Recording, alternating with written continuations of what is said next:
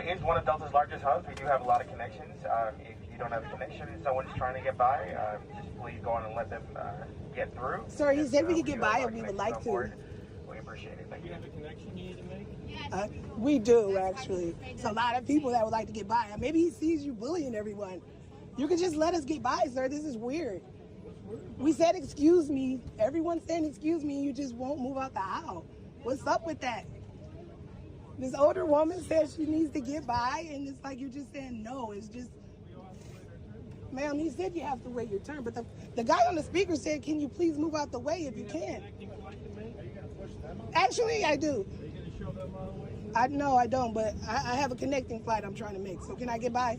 Wait a minute, but that's not your concern. If they're trying to get through, you can't tell them, please step out the aisle, please, ma'am. Thank you. Come on, let's go. Everyone who wants to get by. Excuse me. Excuse us. Thank you. Excuse us.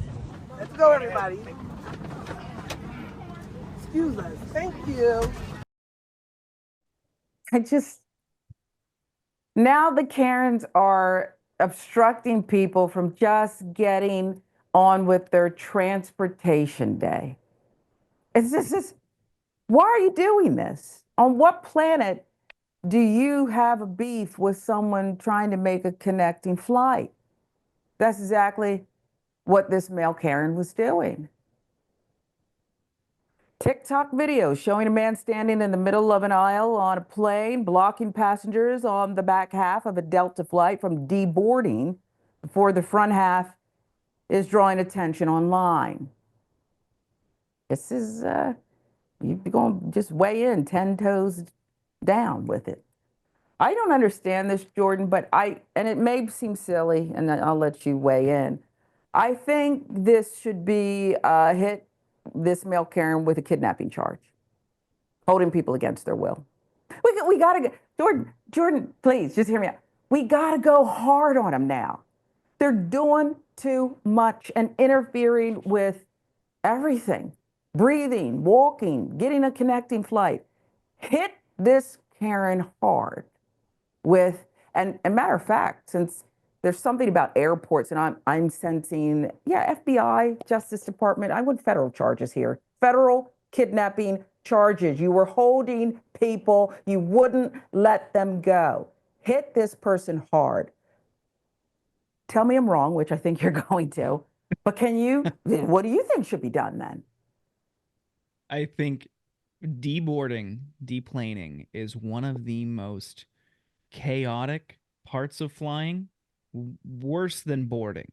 The solution can be in an organized system that's implemented by the airlines. Like, you're all going the same place. You're all going into the terminal. Like, have a system in place already, similar to how you do with boarding, that maybe allows people who need to get up to make a connection to get off first, something like that. And you would be able to see in the ticket where, if they're going, if it's part of a connecting flight or not, for the most part.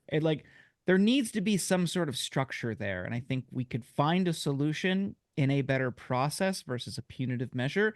But it is just ridiculous. Nobody likes that, and I hate, my biggest pet peeve with flying is when people stand up and get into the aisle right away. The doors haven't even opened yet, and they're already standing up and waiting in the aisle. It just makes it harder for everybody, because then other people start to do it to think that they can get like one or two people ahead in line. It's so annoying.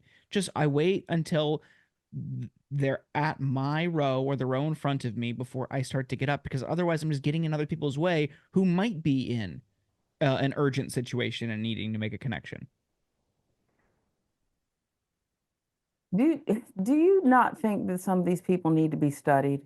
And I don't know quite how to do it. You study them behaviorally, right? But with something as tragic as the CTE, right? You can't study the brain unless they're gone, right?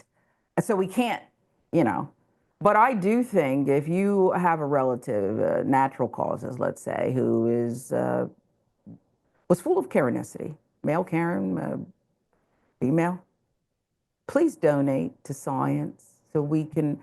I just want to understand why some people turn to this. And maybe everybody has a little Karen in them, but not at this degree. we've got to, the science has to take over here, Jordan. I'll give you a last word. I think what we see in a lot of these videos is people deputizing themselves into an Wow. authority figure. And that's, I think, what we're seeing here. This guy's taken it upon himself to be like, no, I'm controlling who gets to leave the plane or who gets to advance in the aisle. It's like nobody appointed you, you have no authority. And I think a lot of it comes from an internal sense of powerlessness within themselves.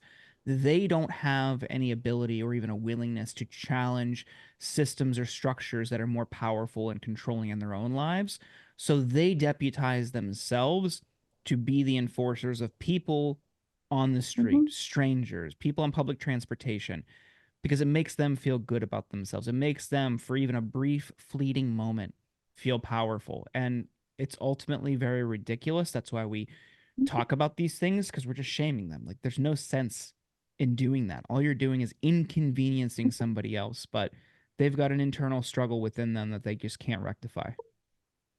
You want to be the captain, the head cheerleader, the one in charge, but nobody voted for you.